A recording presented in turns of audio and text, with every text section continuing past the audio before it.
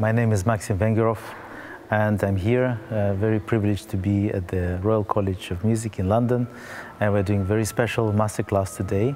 We're working on the Brahms Concerto for violin and orchestra, and it'll be interesting to work with 3 different soloist students that will be playing the concerto. It's one thing you learn this beautiful, gorgeous piece alone or with pianist. Another thing is when you face the orchestra, so it is your actually first rehearsal and discovery of this piece.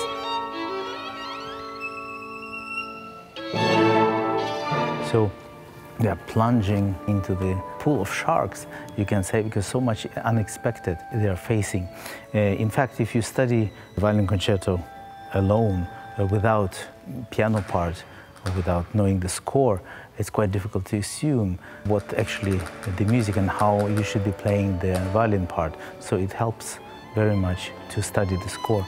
And especially we have such a great luxury to work with the Royal College Orchestra to provide the accompaniment for them and their perhaps first experience playing this piece. I'm really looking forward to that. So today we're going to be exploring and experimenting, perhaps, and making our first important steps in getting to know this incredible score.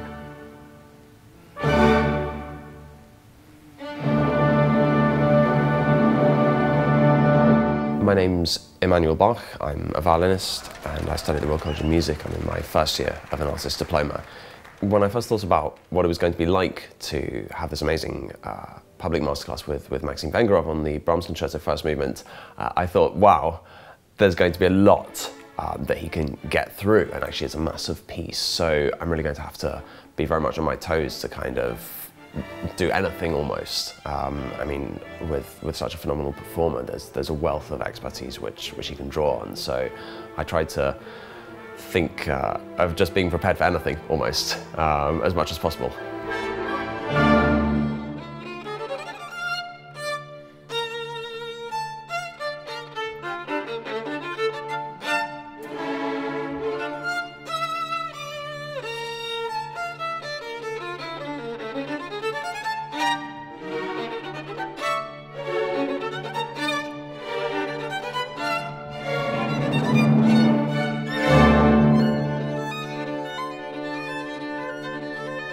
I think with a piece such as the Brahms Concerto, working on it with a violinist like Vengerov, who obviously has an extensive performing experience also of that piece, it's possibly going to be a little bit daunting for anyone, knowing what kind of level of expectations you're trying to bring yourself towards. But actually, Vengerov just had such a way of, I think, making me feel at ease.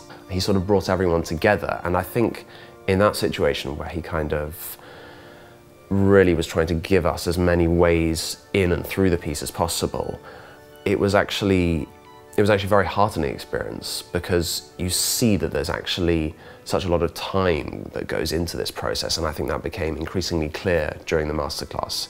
So it was a very reassuring kind of guide through the piece, and exhilarating, actually.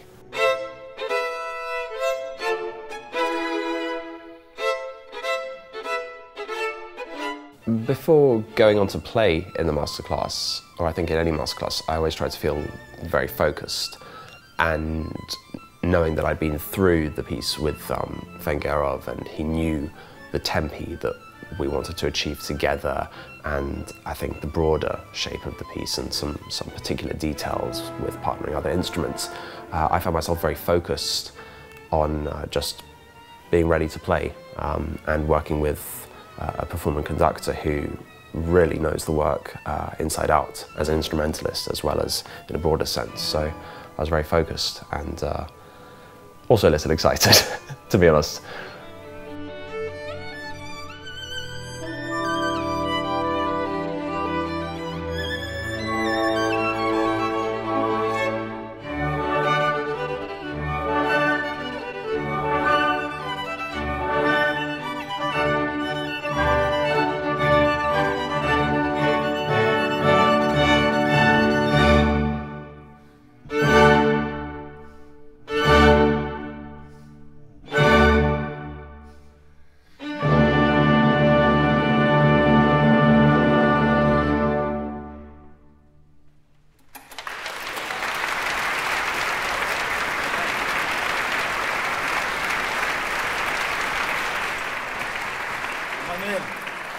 Superb rendition of the first movement. Very deep and very emotional, really.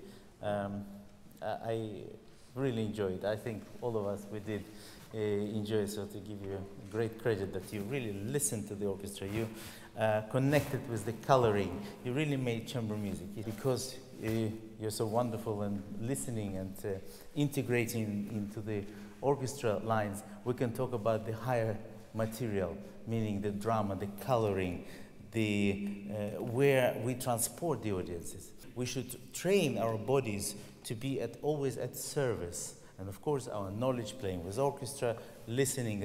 But above that, there is one layer that is very important, without which we cannot be artists, and we cannot actually recreate these great works.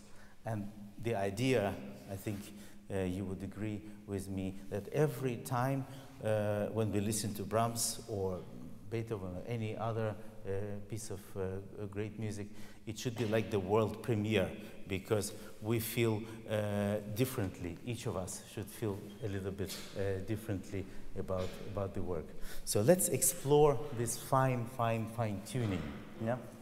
I was intrigued by Vengerov's comment that playing a huge concerto, or indeed anything, should be like a world premiere. I think there's a lot of truth in that, in as much as it's almost like everyone is experiencing something that of itself we haven't experienced in a way before. So yeah, a premiere, I think, is a very accurate way of looking at it. Look in music for something that is out of the ordinary, yeah? So if you would write simple lam pam pam pam pam pam pam pam ya ta ta ta ta ta ta ta, that's sort of standard, yeah?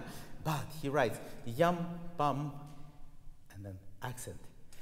Ya la ram pam pam pam. So that's yam pam ya. So you accumulate the whole passage, which is the leading he la ra da da da da da yam bi bi ya la la. One of Maxim's first points to me in the masterclass I had with him was about this kind of a sense of anguish in the opening, in the drama, and he sang it at the time, this kind of yum dum da, and actually seeing him singing as much as playing, I think really helped me to feel that you have to embody the piece.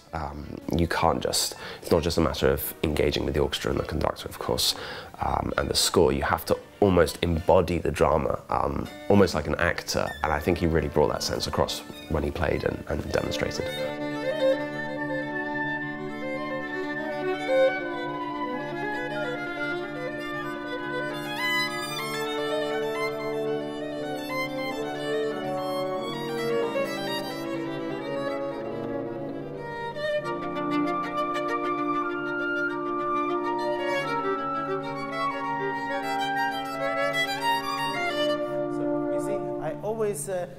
I always integrate with the orchestra, yeah? So I'm here, the soloist.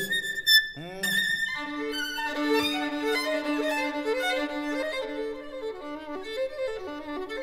totally following them, yeah? And give the conductor freedom just to...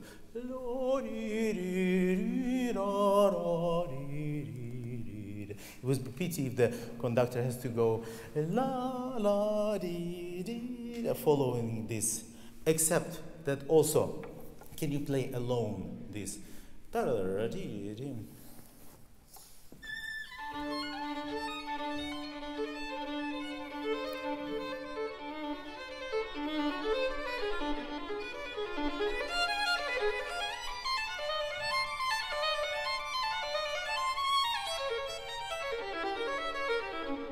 Maxim drew particular attention to the question of how you interact and really integrate effectively with an orchestra in such a big concerto as the Brahms, or indeed any of the major concerti.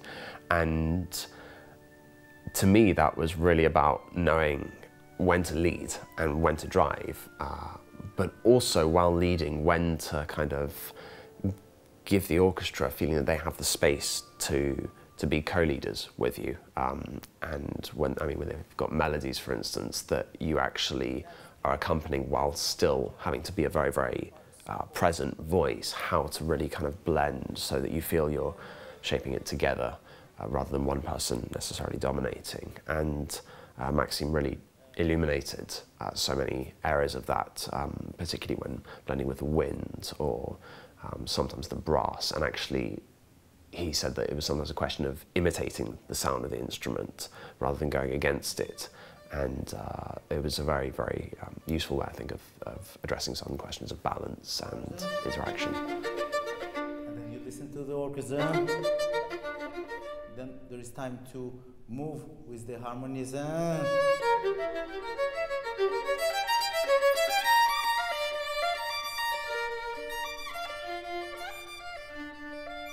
you descend, yeah? Yeah, so you understand that this is a play with the orchestra. Maxim sometimes went into quite a lot of detail about the question of harmony, and one phrase that sticks in my mind actually from the masterclass afterwards, when I thought about these things a bit more, was that each harmony is kind of like another planet that you can kind of travel to, and a totally different world almost. And you've really got to, I think he was encouraging me to find a way of connecting these all up and almost having mapped out the kinds of sounds that each of these harmonies means in a particular phrase and then in the context of the whole piece. And I found the way that he talked about that really, really useful for thinking about how you combine those sounds when you're playing with an orchestra. So, Maria, what would help you also to look at the conductor, and not just play alone, yeah? Because the orchestra might move independently from your wishes here, okay? So please stand a little, you know, we don't bite, yeah, just here, yeah, okay? So once more, yeah. That's a very, very dangerous place, to be honest, okay? Maxim was brilliant at really, I think, getting me to understand the weight of the relationship between conductor and soloist and then the orchestra. And what I felt actually after the masterclass was that he wanted me to feel like I had more say and control in shaping what went on, to feel really free and able to kind of let go of all your emotion that you really feel for the piece. But at the same time, it's really the conductor who always has a sort of safety net and is guiding everything through. And he just did that. What I want you to do now is to play here and sing the theme. Yes. At the same time. At the same time, yes. When you can do that, that means you're really listening. Yeah. Okay. Let's try. Doesn't matter. We are exploring here. Okay. That's 152. 152. Please come. Yes. Okay. Did you want me to sing it? Yes.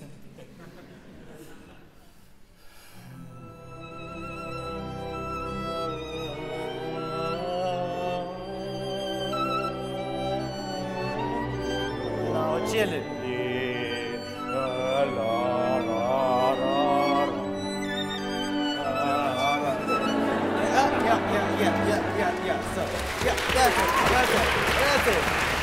Bravo. Definitely the most challenging thing actually that Maxim asked me to do during the masterclass was to sing one of the orchestral lines, different instruments, in other words, while playing my own melodic line. I mean, you've just got to really translate all of the information into kind of two parts of the brain. One is what you're doing, and the other is everything else that's going on. It's actually, I found it quite disorientating at the time, but something amazing happens, I think, when you try to do that. You really feel like you're going, or I felt like I was going inside of the piece and somehow connecting much more with the harmony and with the character of that particular phrase. And I think that made me really understand there was a lot more tranquility about the passage he was talking about at that point. It was quite challenging, quite scary, but an amazing feeling.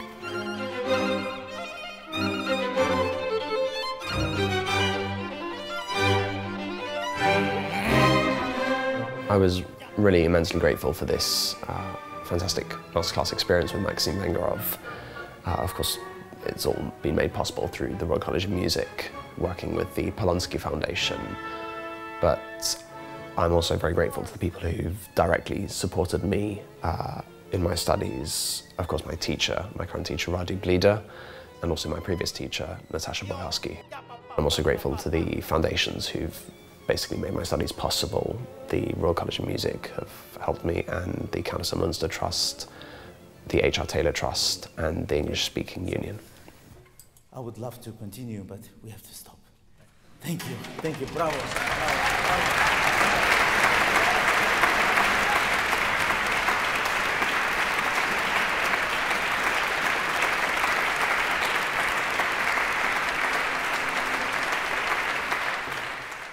My name is Alex Lomeiko, and I'm an Artist Diploma Violin student at the Royal College of Music. I found working with Maxim Vengerov a really useful experience. He's obviously really dedicated to helping young artists such as myself, and he brought kind of a lot of really interesting ideas that I hadn't really considered that much to the work. So I prepared the second movement. When I first came on stage, and the first thing that Maxime mentioned to me was actually about the fact that I decided to tune on stage. And although I wasn't really expecting it, and it was something that would have been a little hard to arrange because I was in the middle of movements and I couldn't really tune, it was a really nice way to start because you kind of lightened the whole atmosphere. I was a little nervous when I walked on stage, and it made the whole audience laugh, and it is something that I guess I should take into account for the future. First thing they hear.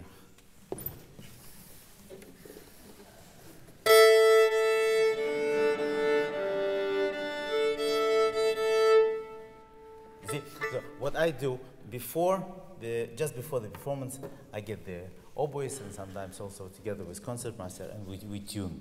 No one really usually plays the second movement by itself, and to just walk out and do that with orchestra, especially because it's a concerto I haven't actually played before with orchestra, it was quite nerve-wracking.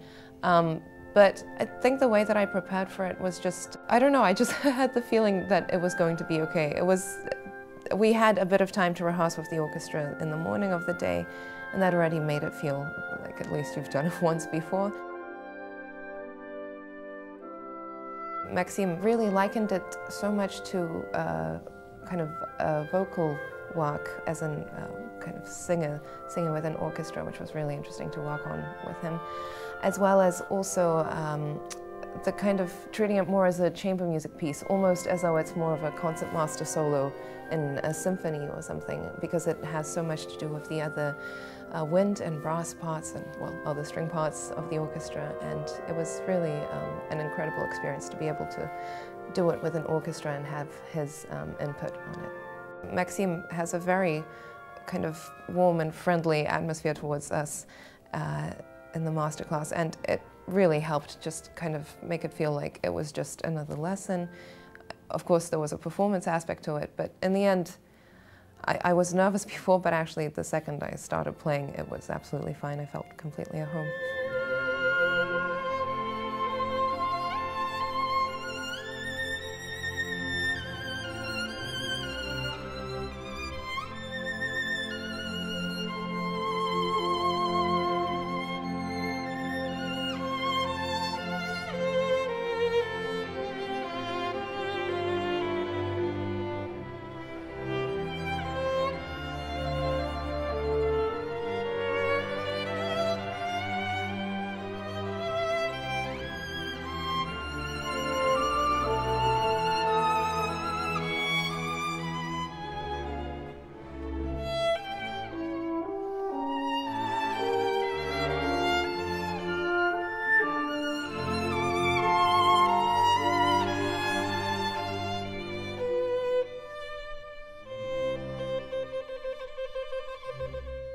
There were a few challenges in the preparation.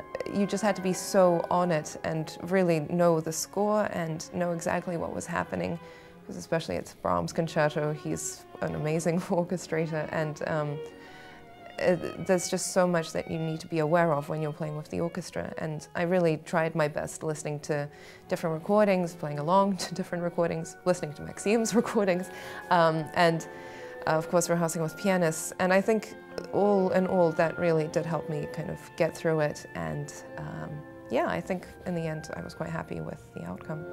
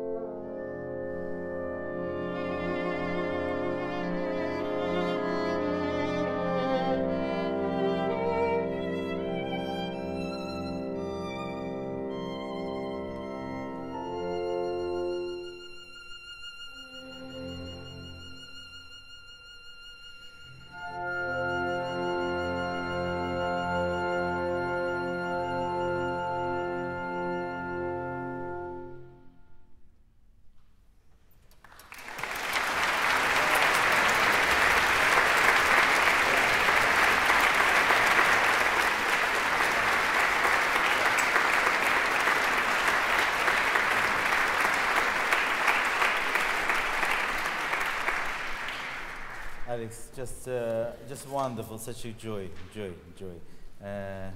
Listening so wonderfully and really connecting to the coloring, beautiful chamber music. Also, when we had our lesson last time, you improved a lot, you know, doing it, vocalizing everything, and also connecting. So this this rehearsal pre-orchestra really helped. That's it.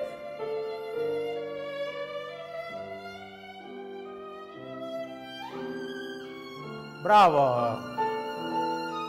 Having the session with Maxim the few days before the actual masterclass was really useful, mainly because I think at the time all three of us were a bit confused as to what to really expect, and to meet him before and have a few opinions before actually having the big public masterclass, it really helped kind of make me feel more at ease. And it was nice to have some things to work on before the actual masterclass, just so to get an idea of what he wanted and present a more, well, not a finished product exactly, but something that was a bit more stable for his opinions.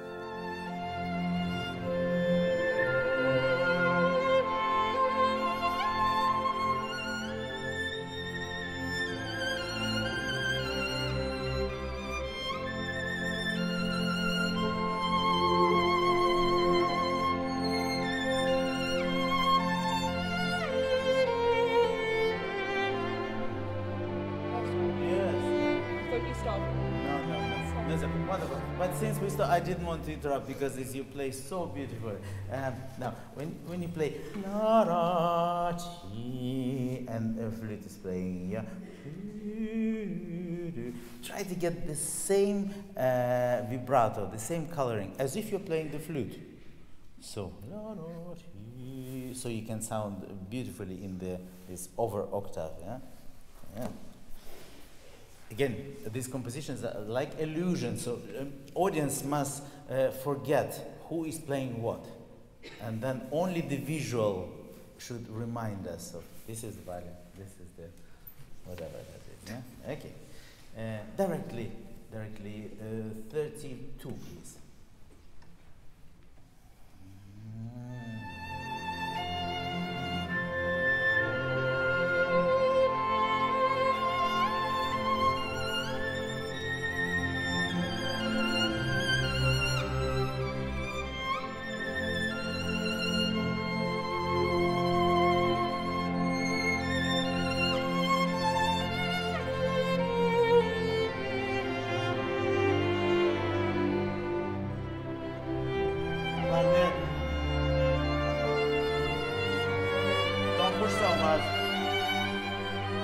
Now, flute and bassoon.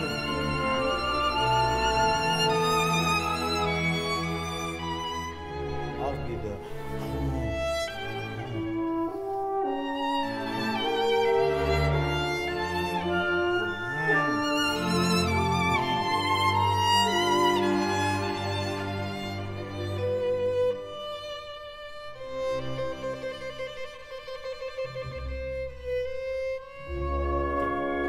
Is that the end? Is that the end of the movement? Okay, that I especially let you, I followed you, and I let you to be to have the initiative.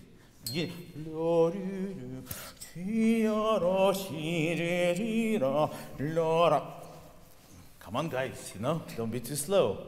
Otherwise, this is going to be like, you are letting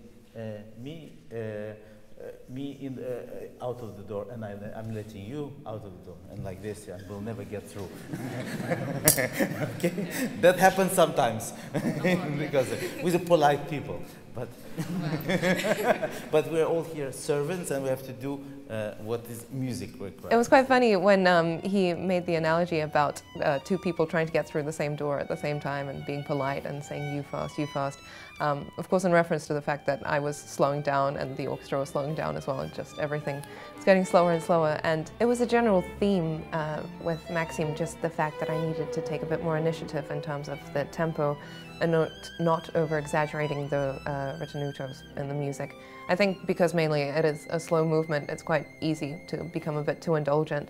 And definitely what he said about kind of keeping it moving and taking the initiative to keep it moving is something that was very useful.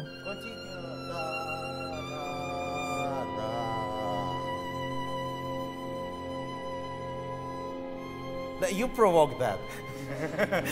You provoked that because you slowed down, and I followed you because we have to make sense of that. Yeah. So if you're making the poco a poco rallentando, pace the tempo. That's the price you pay. Okay. So just wonderful.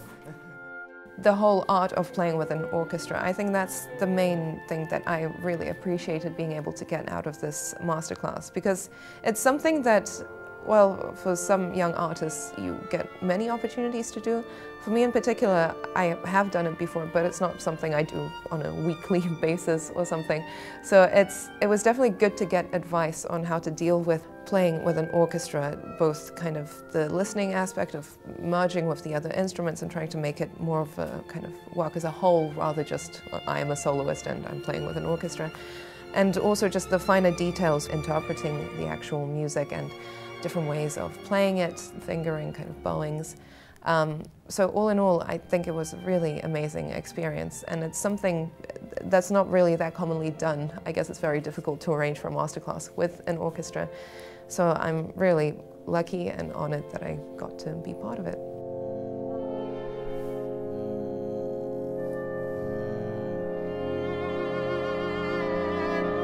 The masterclass was such an amazing experience, and I'm so thankful to the Royal College of Music, my professors Yuri Zhislin and Radu Blida, and eternally thankful to my sponsors, Lark Insurance and Lever Hume Trust.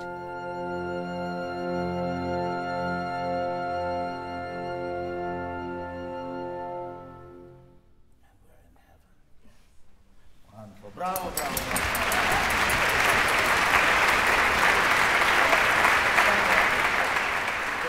My name is Yume Fujise. I come from Japan, and I'm in my third year of a bachelor course at the Royal College of Music. Doing the masterclass for me was a really enjoyable experience. Maxim has always been an idol for me since I was younger, so playing to him and also working with him on stage was just such a pleasure.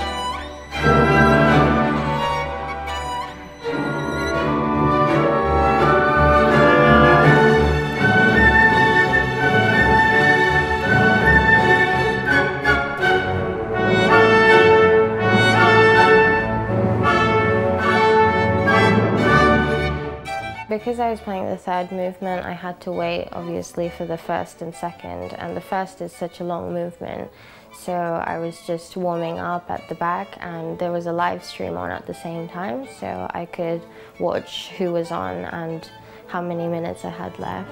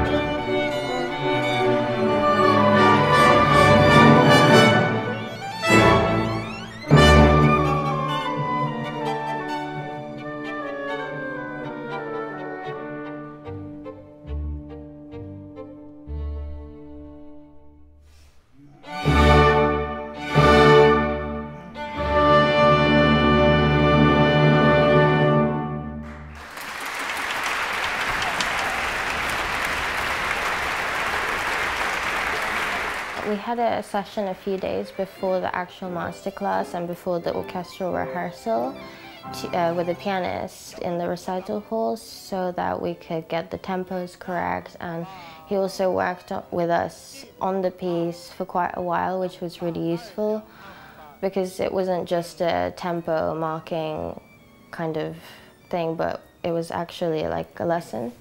You have to take more initiative in tempo, because that movement is led by you. So you provide the character. So if you are too heavy, if you suggest the tempo, then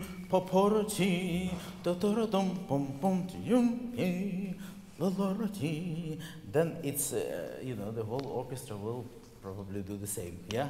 Or try to move a little bit, and then so you have to be always taking the initiative when you need. I found it really useful when he told me to take more initiative, because it created this kind of more energetic character and helped it push the music forward rather than holding it always so steady back.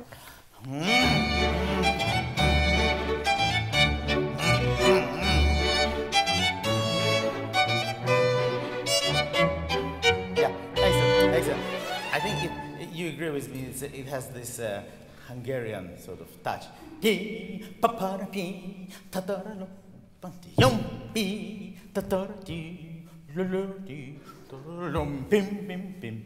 It's very much alike, yeah, alive, yeah. Yours is a little too heavy, no pesante, yeah. So go from the post.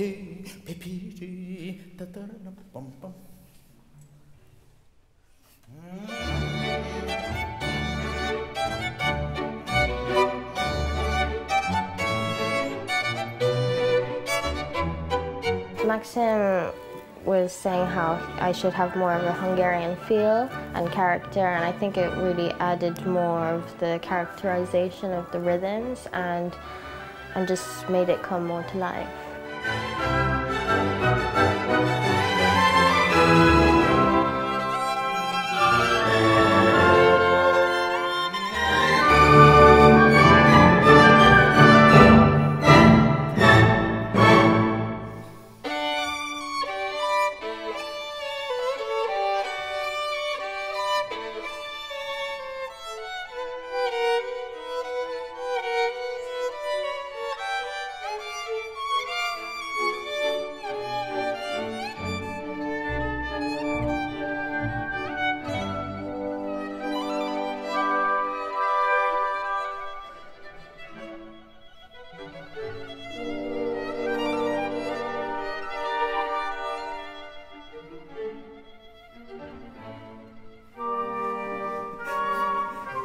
You provoked us doing that, you understand, yeah?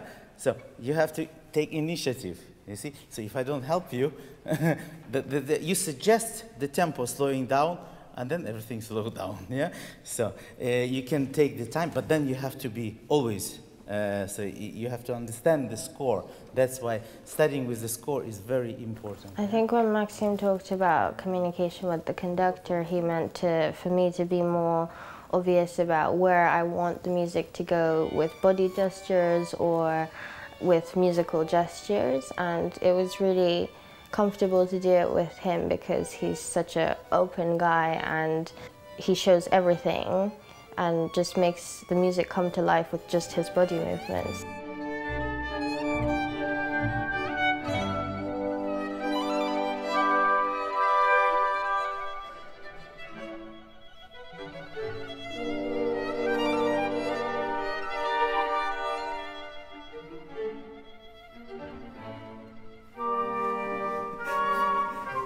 You provoked us doing that, you understand, yeah? So you have to take initiative, you see? So if I don't help you, you suggest the tempo slowing down, and then everything slows down, yeah? So you can take the time, but then you have to be always, so you have to understand the score. That's why studying with the score is very important, yeah? When Maxim suggested to study the score more for the tempo changes, it was really helpful because I tend to slow down in my tempo and make it a bit steadier. And if I studied the score a bit more, then I would have known that the parts were moving, so I couldn't do that. A lot of humor in this music, yeah? Yeah. I loved it when he was talking about the humor in the music because he has an incredible imagination, and whenever he describes music and the characterizations of the music, he always has these little stories that he comes up with, and I always found it fascinating to hear that. So it was really nice being able to have that said to me rather than me watching it in someone else's masterclass.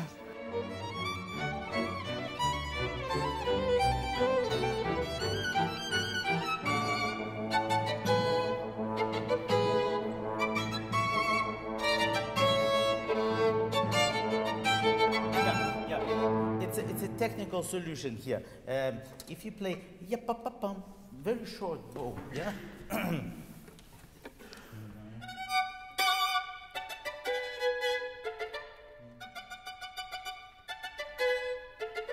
Then you will not provoke the horns to play too long, right? It's very tempting, no? When you have a... Then you want to play also answer, right? Because it's imitation. Whoa, whoa, whoa, whoa, whoa, whoa. And then timpani is left in the middle. Boom, boom. Pam, pam. So you should actually set, you know, the pa pa pa pa, la la la la, ta ta ta ta. Okay. Maxim was talking about the timpani and the horns and how we were in conflict, and it was really helpful when he said that, because when you're playing and so concentrated, sometimes you forget to hear all these little inner voices, and for him to just remind us, it was really helpful, because that was what stabilized everything in the music.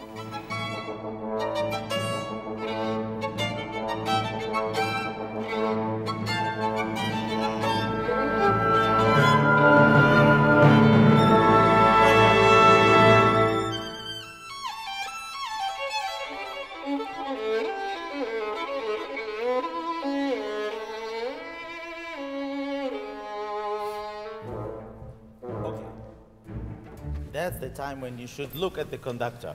Yeah. Stand here.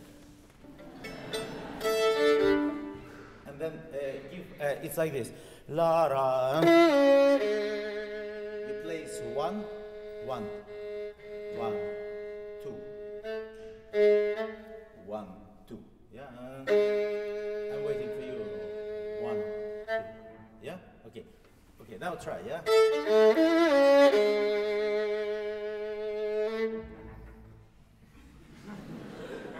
What's wrong? Okay, what's wrong?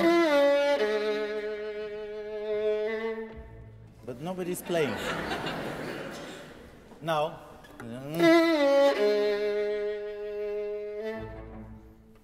What has changed? I looked at you. That's it. That's all it takes. Yeah, communication. So you have to know exactly the places where is the up to conductor, because you see I have ya pa pa pa pa pa. It's quite a tricky place. La pa pa pa pa pa. And you have to follow here. Okay, so. When Maxim told me to get onto the podium, I was quite nervous, and in that moment I completely forgot how to conduct a 1-2 beat. But because he's so friendly and everything about him, his demeanor is so inviting, and it immediately put me at ease. And I thought it was a really interesting way to be able to learn this concerto, because I don't think many would get the chance to get on a podium and conduct it for the first time when learning it.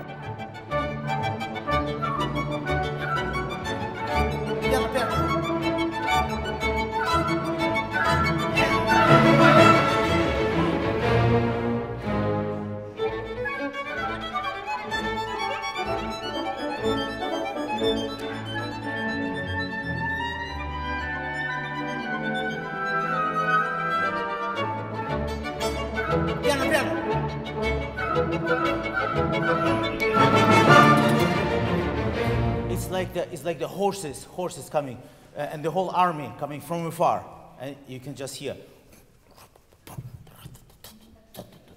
And they're approaching.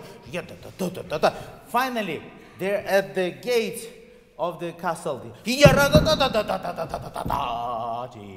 We surrender.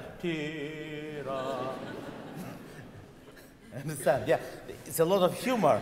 Yeah. Yeah. Once more. I love the way Maxim's mind works. His imagination just makes the music come to life. And when he was talking about the army coming with the horses, it just creates this kind of image that you don't have. And once you have it, immediately the music just sounds different and you play it different, and it's just amazing, the imagination he has.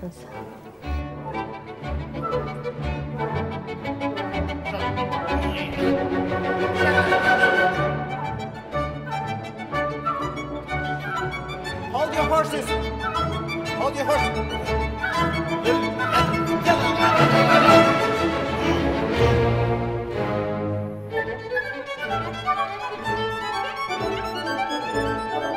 Working with Maxim was such an inspirational experience for me. He has such a friendly and inviting demeanor about him that makes you want to play in this joyful and open and expressive way. And I think to have someone like that so close to you and to be able to work with someone like him was just such an inspirational experience.